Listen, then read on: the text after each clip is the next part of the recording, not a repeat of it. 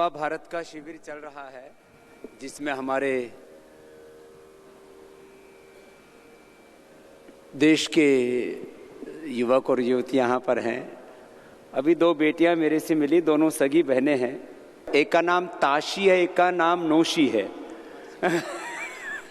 ऊपर आओ, इधर आओ। और ये दोनों माउंटेन एवरेस्ट पर चढ़ने वाली दो सगी बहनें हैं। और नॉर्थ पोल, साउथ पोल से लेकर के दुनिया के जो सबसे ऊंची, सबसे बर्फीली, दुर्गम पहाड़ियों पर चढ़ने वाली 10 वर्ल्ड रिकॉर्ड बनाए इन दोनों बेटियों ने, नोशी ने और ताशी ने। और नोशी और ताशी, ये दोनों शब्द जो है इनका अर्थ, मीनिंग होता है, एक नोशी का अर्थ क्या होता है? लव, प्यार। और ताशी का अर्थ क्या होता है? गुड लक, सौभाग्य।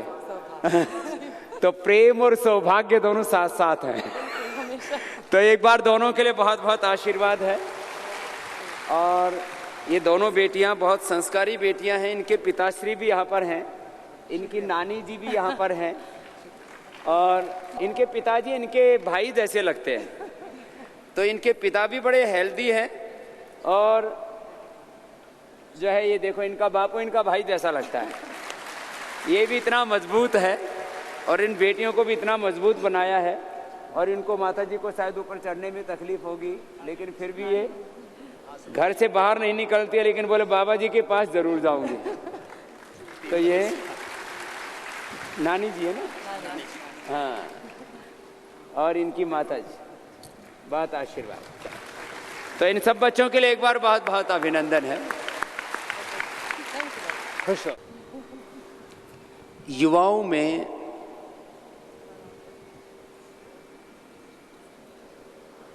अद्भुत पराक्रम होता है, साहस होता है।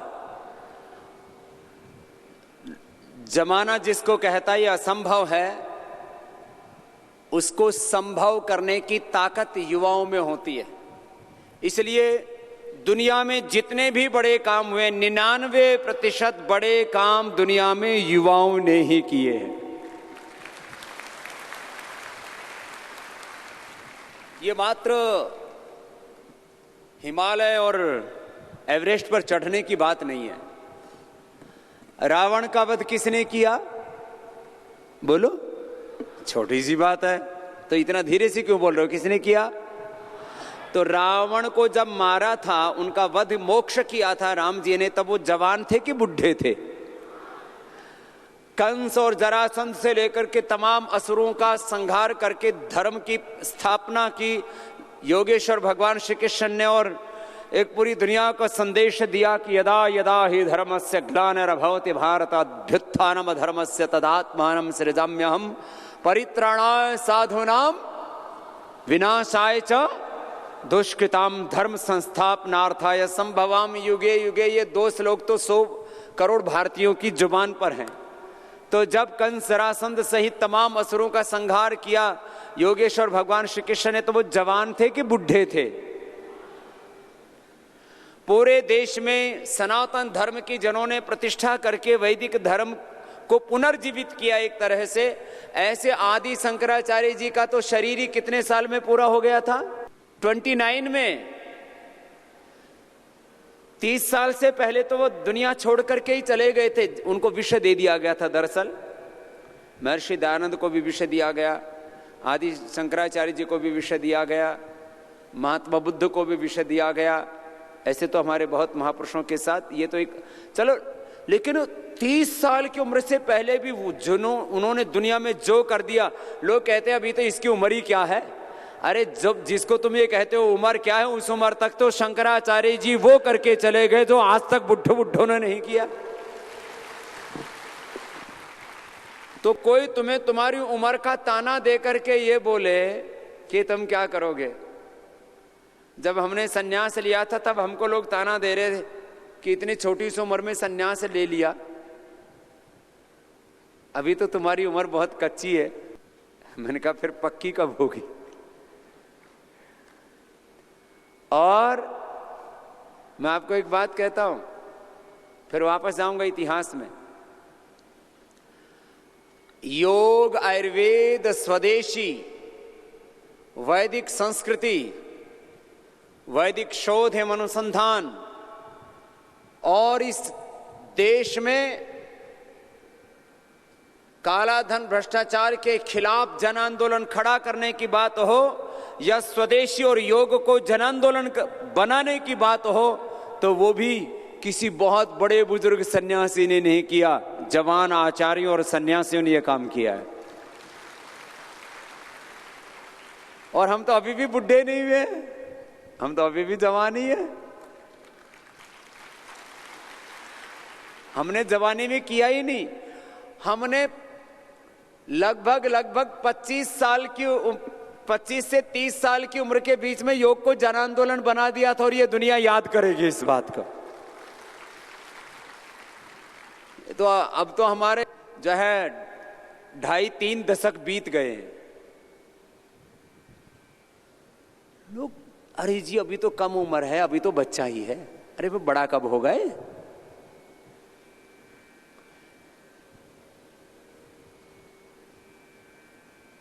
चंद्रशेखर, राजगुरु, सुखदेव, भगत सिंह से लेकर के पंडित राम प्रसाद बिस्मिल, ये जो पूरी शहीदों की टोली थी ना, जिसके लिए पंडित राम प्रसाद बिस्मिल के जो गीत है ना, वो जवानों के अंदर जोश, जुनून, शौर्य, पराक्रम, उत्साह भरने वाले और कुछ बड़ा करने की प्रेरणा देने वाले, और उन्होंने करके दिखाया। सरफरोशी के तमन्ना अब हमारे दिल में है। गाइए। सरफरोशी के तमन्ना अब हमारे दिल में है। देखना है जोर कितना बाजुए का दिल में है। सरफरोशी के तमन्ना अब हमारे दिल में है। सरफरोशी के तमन्ना अब हमारे दिल में है। वक्त आने पर बता देंगे तुझे ओ आसमां। वक्त आने पर बता देंगे तुझे ओ आसमां। हम अभी से क्या बताएं, क्या हमारे दिल में है, क्या हमारे दिल में है। सरफरोशी की तमन्ना अब हमारे दिल में है।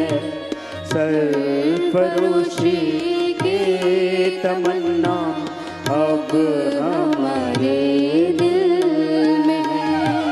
खींच कर लाई है सबको कत्ल होने की उम्मीद। खींच कर लाई है सबको कत्ल होने की उम्मीद। आशिकों का आज जमघट ऊंचाई का दिल में है। ऊंचाई का दिल में है। सरफरोशी की तमन्ना अब हमारे दिल में है। सरफरोशी की तमन्ना अब हमारे दिल में है। अब न अगले पल पले हैं और न अरमानों की भीड़। अब न अगले पल पले हैं और न अरमानों की भीड़। सिर्फ मिट जाने की हसरत अब दिले बिस्मिल में है।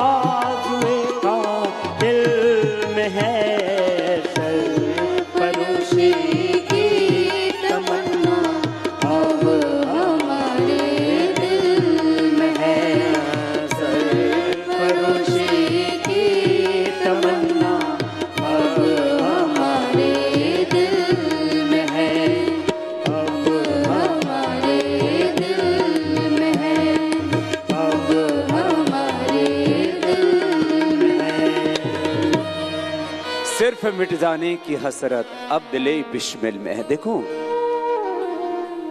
करो या मरो ऐसा बोला जाता है। संस्कृत में एक उक्ति है, मेरे साथ बोलेंगे, कार्यम वा साधयेयम देहम वा पातयेयम। देखो, इस संकल्प के साथ दुनिया में काम होगा कि भाई मुझे अपना सर्वस्व दांव पर लगा करके इसको कामयाब करना है। अरे मर जाएंगे फिर पैदा हो जाएंगे, ये कोई जीवन प्रथम और अंतिम तो है नहीं। हम तो पुनर्जन्म को भी मानने वाले हैं। जातस्य हि ध्रुवो मृत्युः ध्रुवम जन्म मृतस्य च तस्मात् अपरिहार्यार्थे न त्वं शोचितुमर्हसि। नैनं छिन्दन्ति शस्त्राणि नैनं दहति पावकः न चैनं क्लेद्यन्त्यापो न शोषयति मारुतभासांसि जीर्णानि यथा विहाय नवानि गृह्णाति नरोपराणि। ये तो शरीर तो वस्त्र की भांति है भाई। आज तक हमने जो भी किया वो सर धड़ की बाजी लगा करके किया और उसको 100% पूरा करके दिखाया है। इसलिए मैं सब जवानों से बात कहता हूं, मैनेजमेंट में सिखाया जाता है, बिजनेस में सिखाया जाता है, पॉलिटिक्स में सिखाया जाता है और धर्म अध्यात्म में भी सिखाया जाता है। गुरु गोविंद सिंह जी ने सिखाया। वेद दर्शन उपनिषद हो या दुनिया का कोई भी साहित्य हो, कोई इतिहास हो, या वर्तमान में भी पूरी दुनिया में जो कुछ भी हो रहा है, देखो भाई, बचा के रखने से कुछ बचता नहीं है, सब कुछ झोंकना पड़ता है। इसको बोलते हैं अंग्रेजी में बिना रिस्क लिए, रिस्क बोलते हैं वहां, जोखिम। बिना जोखिम बिना रिस्क लिए दुनिया में आज तक कोई काम हुआ हो तो बताओ। चलो मैं 5-7 काम आपके सामने गिनाता हूं। जब हमने योग सिखाना शुरू किया था, लोग कहते थे अरे योग तो योगियों की चीज है, साधु सन्यासी महात्मा। या फिर धीरेन्द्र ब्रह्मचारी ने जब इंदिरा गांधी जी को सिखाना शुरू किया था, तब लोगों ने कहना शुरू किया ये तो जो महलों में रहने वाले राजा महारानी हैं उनके लिए है, हमारे लिए नहीं है। जब हमने योग सिखाना शुरू किया तो मेरे साथ पढ़े हुए लोग, मेरे साथ रहने वाले साधु संत, मेरे मित्र लोगों ने कहा, उस समय मैं आचार्य रामदेव था, बाद में संन्यास लिया मैंने, स्वामी रामदेव हुआ। बोले ये आचार्य रामदेव पागल हो गया है। फिर बोले स्वामी रामदेव का तो दिमाग खराब है, कौन योग करेगा, सब भोग के चक्कर में पड़े हुए हैं। आज लगातार 25 साल हम लगे और जो भोगी थे उनको भी हमने योगी बना दिया। आज शायद ही मुंबई का एक भी एक्टर और एक्ट्रेस ऐसा नहीं मिलेगा जो योग ना करता हो। अमिताभ बच्चन जी को हमने योग सिखाया, सलमान से लेकर के, शाहरुख जी से लेकर के, आमिर खान जी से लेकर के, और चाहे वो सनी देओल है या उनके माता पिता हैं धर्मेंद्र हेमा मालिनी जी से लेकर के, और कपूर खानदान से लेकर के, और संजय दत्त से लेकर के, शिल्पा शेट्टी से लेकर के, और राखी सावंत से लेकर के, सब कोई हो चाहे। मैंने देखो भाई, ना कोई पिक्चर देखी ना कोई सीरियल देखता, अभी भी मुझे एक प्रोग्राम में बुला लिया, बोले नच बलिए। मैंने कहा भाई ये क्या बला है, मेरे को प्रोग्राम में चीफ गेस्ट बुला लिया। अब वहां जाकर के भी हमने सारे जितने भी वहां डांस करने वाले थे सबको योग कराना शुरू करवा दिया। वो हिंदुस्तानी तो टिक ना पाए, एक जो है उसमें ब्रांड, वो एक थोड़ा बहुत टिका, बाकी तो सब फेल हो लिए। एक दिन मैं एक कार्यक्रम में गया हुआ था, तो उधर से वो रणवीर सिंह जी बोले ये बहुत सुपरस्टार लड़का है, तो उसने मेरे को मतलब जबरदस्ती मंच पे खींच लिया। बोले बाबा जी मेरे साथ डांस करो। मैंने कहा मेरे को डांस करना नहीं आता, मेरे को योग करना आता है। तो बोले नहीं फिर भी योग वाला ही कोई डांस कर दो। मैंने कहा मुझे नहीं करना आता भैया, योग वाला डांस तुम नहीं कर पाओगे। बोले नहीं करो। मैंने कहा भैया मुझे को नहीं आता। तो बोले बाबा जी कुछ तो आता होगा। मैंने कहा मुझे ठोकना आता है, चल आ जा। मैंने मजाक में बोले बाबा कोई बात नहीं ठोक दो। तो फिर जैसे ही हमने उसको योगिक डांस कराया, आसन प्राणायाम कराए, थोड़ी देर उसको, तो पूरा पसीने से तरबतर, और मेरे को एक बूंद भी नहीं आए। बोले बाबा जी आपने मेरा कचरा कर दिया। वो वीडियो कम से कम शायद अभी तक 10 करोड़ लोगों ने देखा होगा, 10 करोड़ लोगों ने। ऐसा नहीं कि मैं अभी भी भाई रणवीर सिंह जी का सम्मान करता हूं, मैं एक बात कह रहा हूं कि अब उससे क्या होता है, पहले जो लोग आशिक थे, दीवाने थे एक्टर एक्ट्रेस के, वो एक लाल कपड़े वाले लंगोटी धोती वाले बाबा के दीवाने हो गए। आपको युग की धारा बदलनी है, युग की धारा में बहना नहीं है आपको। चलो मैं जो हमने किया ना सब धारा के विपरीत किया, ऐसा आपको जवान बन के दिखाना है। अपने धर्म में, अपनी संस्कृति में, अपनी मर्यादा में, अपनी परंपराओं में, अपनी निष्ठाओं में जीना है आपको, लेकिन धर्म में, सत्य में, मर्यादा में, संस्कृति में, परंपराओं में जीते हुए आपको लीक से हट करके काम करना है। हम आपको 5-7 बताता हूं, ऐसे तो जिंदगी में सारे काम ही हमने ऐसे किए, मैं आपको 5-7 बड़े काम बताता हूं पतंजलि ने किया क्या। आज तक धरती के ज्ञात इतिहास में किसी साधु ने 1 लाख से ज्यादा लोगों को सीधे तौर पर और 1 करोड़ से ज्यादा किसानों को रोजगार दिया तो वो स्वामी रामदेव और आचार्य बालकृष्ण है। और अभी 5 लाख लोगों को रोजगार देंगे, करीब 5 करोड़ किसानों को अपने साथ जोड़ेंगे। बाबाओं को खुद बेरोजगार कहा जाता था, भिक्षाम देही, इंटरनेशनल भिखारी होते थे हम लोग। वो तो अभी भी है, वो तो हमें लाइसेंस मिला हुआ है, लेकिन साधु को मानते थे ये तो दरिद्र है। हमने साधु की जो असली परिभाषा थी वो लोगों को दी कि जहां साधु जाएगा वहां वैचारिक, धार्मिक, आध्यात्मिक दरिद्रता भी दूर होगी और आर्थिक दरिद्रता भी दूर होगी। ये करके दिखाया। जहां साधु जाएगा वहां दरिद्रता नहीं रहेगी। स्वामी रामदेव तुम्हारे सामने बैठा है। हमने शनि, केतु, राहु, भूत, प्रेत, जन्म पत्री, कुंडलिनी, हस्तरेखा और तमाम इधर उधर के किसी भी ढोंग आडंबर में नहीं फंसाया, बल्कि जो फंसे हुए थे उनको हमने बाहर निकालने का काम किया। कोई ढोंग नहीं, कोई आडंबर नहीं, कोई झूठ नहीं, कोई पाखंड नहीं। अगली बात, ये तो एक पक्ष है। साधु, संत, महात्मा कभी भी टीवी और मीडिया इसमें इनको कोई मेन स्ट्रीम में इनको ले ले, ये किसी भी चीज को डोमिनेट करें, ऐसा तो कोई मानने के लिए तैयार नहीं था। बोले साधु संत जो है ना, बोले दुनिया में जिससे कोई काम ना होता हो बाबा जी बन जाए। बोले ये भागे हुए लोग हैं, पलायनवादी लोग हैं, इनके बस की बात कुछ नहीं है, ये सब कायर, कमजोर, बुजदिल लोग हैं। पलायनवादी बोला जाता था साधु संतों को। और कोई डॉक्टर, कोई साइंटिस्ट, कोई पॉलिटिशियन, वो किसी साधु संत की बात को गंभीरता से नहीं लेता था। आज पतंजलि योगपीठ से जो कहा जाता है, जो यहां पर किया जाता है, चाहे वो श्रद्धेय आचार्य बालकृष्ण जी कर रहे हो या स्वामी रामदेव कर रहे हो, उसको देश नहीं पूरी दुनिया गंभीरता से लेती है। तो साधु संत इनको कोई गंभीरता से नहीं लेता था। अब तो देश और दुनिया के पावरफुल लोगों की लिस्ट छपती है तो उसमें 1 से 5 नंबर पर पतंजलि होता है, स्वामी रामदेव, आचार्य बालकृष्ण होता है। ये पहले कोई गांठता ही नहीं था। बोले बाबा जी बन गए, बोले गया काम से। बाबा बना, बोले गया काम से। बोले दुनिया में बड़े काम करेंगे जो ऑक्सफोर्ड में, हार्वर्ड में, कैम्ब्रिज में, स्टैनफोर्ड में, आईआईटी में, आईआईएम में पढ़े हुए हैं।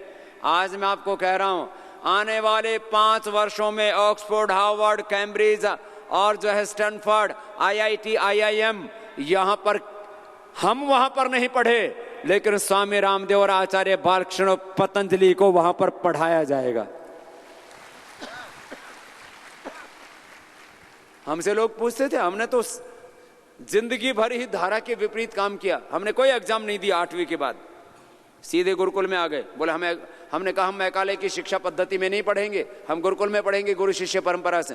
मैं पूछता था, मैंने कहा राम जी के पास में बीएमए की डिग्री थी, कबीर के पास में बीएमए की डिग्री थी,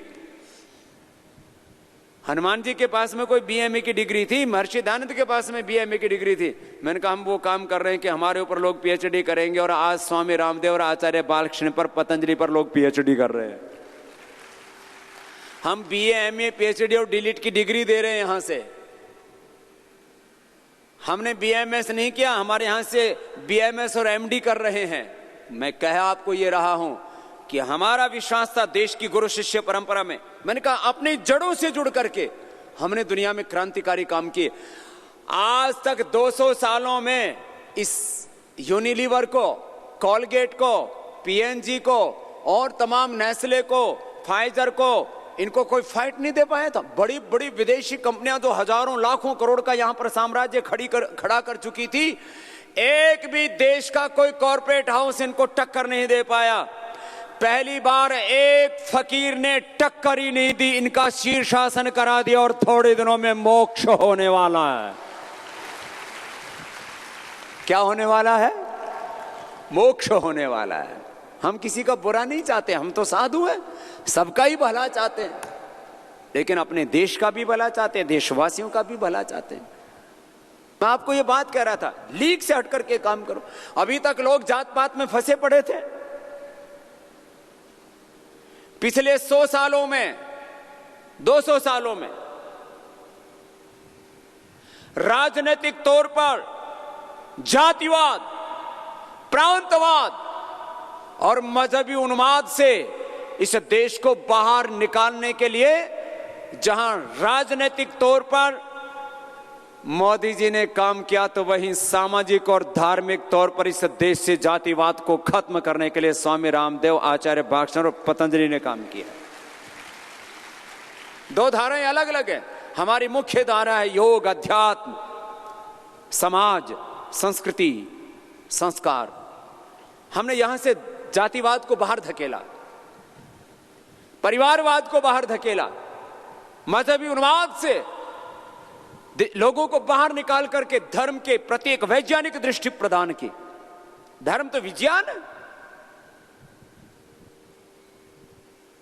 हमारे बारे में तो अब देश के, दुनिया के बड़े बड़े जर्नल्स, बड़े बड़े जो बुद्धिजीवी, बड़े बड़े साइंटिस्ट कहते हैं, अरे भाई हम अपने आप को ही साइंटिस्ट समझते थे, ये साइंटिफिक सन्यासी है, ये तो साइंटिफिक सोच रखने वाला सन्यासी है, ये तो साइंटिफिक सोच रखने वाले आचार्य हैं। आपको मैं इसलिए इस बात को कह रहा हूं, लोग कहते थे जी इनके आगे तो हम हार चुके हैं। हारी हुई बाजी हमने जीती है। योग जो नेपथ्य में चला गया था, आयुर्वेद जो टूटी फूटी झोपड़ियों में, कंगाली और दरिद्रता में चला गया था, स्वदेशी का खाली नारा बचा हुआ था, मंचों से भाषण दिए जाते थे, वो ख्वाबों में था, सपनों में था, थॉट्स में था, प्रिंसिपल्स में था। लेकिन उन ख्वाबों को, उन सपनों को, उन थॉट्स और प्रिंसिपल्स को यदि पहली बार इस भारत के ज्ञात इतिहास में 200 सालों के इस कालखंड में जब स्वदेशी के नारे गूंज रहे थे, लेकिन उसको जमीन पर उतारा, तो वो जवान आचार्य और सन्यासी थे। तो जवानों, तुम्हारे अंदर बड़ी ताकत है। तुमको कोई ये कहे ना, अरे तुम्हारी तो अभी उम्र ही क्या है, तुम क्या करोगे, ये बुढ़ापे में कुछ होने वाला नहीं है। बुढ़ापे में तो जो जवानी में कर लिया उसको संभाल के रख लो तो भी बहुत है। बुढ़ापे में अपने शरीर को संभाल के रख लो, बुढ़ापे में अपने मन को संभाल के रख लो। नहीं तो लोग बोलते हैं ये तो 60 साल का हो गया, 60 ही आ गया, गई बोल दिमाग इसका काम से। बुढ़ापे तक अपने शरीर को संभाल के रख लो। बुढ़ापे में अपने मन को, अपने दिल को, अपनी आत्मा को संभाल लो। नहीं तो मैंने देखा बुढ़ा आदमी शादी कर रहा है, मैंने कहा क्या हो गया तेरे को? बोले जी मैं तो दिल दे बैठा। दिल तेरा टूटा फूटा पड़ा है, किसको दे दिया? देखो बुढ़ापे में शरीर को, इंद्रियों को, मन को, बुद्धि को संभाल के रख लो। जो शोहरत मिली है उसको संभाल के रख लो, नहीं तो बुढ़ापे में ना लोग जो है ना जवान जिंदगी भर जो कमाया ना उसको खराब और कर देते हैं। बुढ़ापे में संभाल के रखा जा सकता है। तुम्हें ज्ञान बढ़ाना है तो जवानी में बढ़ेगा, बल बढ़ाना है तो जवानी में बढ़ेगा, तुमको ऐश्वर्य बढ़ाना है तो जवानी में बढ़ेगा, और तुम्हें दुनिया में कोई भी शिखर को पाना है तो जवानी में पा सकते हो। भाई बुढ़ापे में तो वहां ठहर भी जाओ तो बहुत बड़ी गनीमत है।